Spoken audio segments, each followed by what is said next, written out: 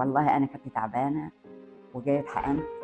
أول مرة حسيت بارتياح، وثاني مرة برضه، والحمد لله والبركة في الدكتور سامي، والحمد لله ربنا يصلح ما بين إيديهم وأخلاقهم محترمين، واللي ما حقنش يجي يحقن، لو تعبان يجي. وكنت تعبانة جدا، ما اعرفش امشي، لازم يسندوني.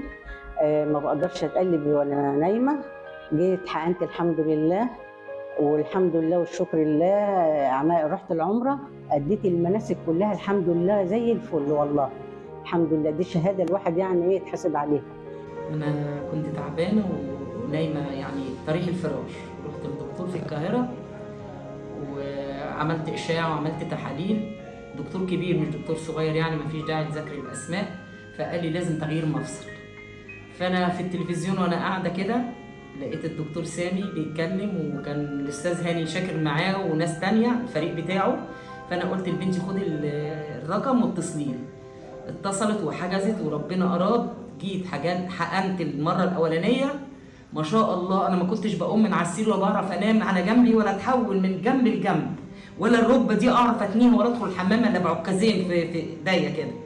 من أول حقنة أنا مشيت جاية من المرة التانية أهو، جاية من غير عكاز، وبسم الله ما شاء الله للحرقان اللي في ركبتي من تحت اللي في خنقة رجلي فك الحمد لله، بفضل ربنا وفضل الدكتور سامي، ربنا يبارك له يا رب. واقسم بالله انا جايه هنا شايليني، واقسم بالله معايا ابني كريم مسكني كده جاي بيدخلني الاوضه.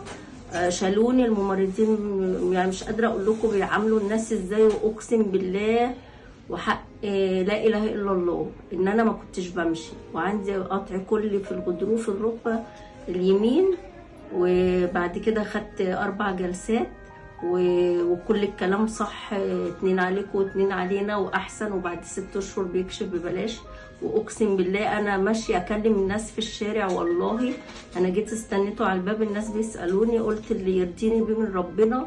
وانا بوست ايده اقسم بالله كمان مره، وقلت له انت شافتني بامر الله، وانا مش عارفه اقول لحضرتك ايه، واقول له مش قادره اقول لكم هو بيعامل الناس ازاي، وعنده رحمه. وبصراحه يعني مش عايزه اقول والله بيدي للناس دواء وبيديهم كل حاجه، وانا بقى هو يزعل مني مش مهم، انا بقول الحقيقه. واقسم بالله انا جايه مش شاله، واقسم بالله بقيت جايه بعيط. ربنا قال لي كلميه، راحوا قابلوني احسن مقابله وحياه ربنا. وشكرا، وربنا يا رب يجعله في ميزان حسناته. انا بدعي له في القيام واقسم بالله، وبدعي له كل وقت، وماشيه اكلم الناس في الشارع واقول لهم مش قادره امسك نفسي الصراحه. وشكرا شكرا.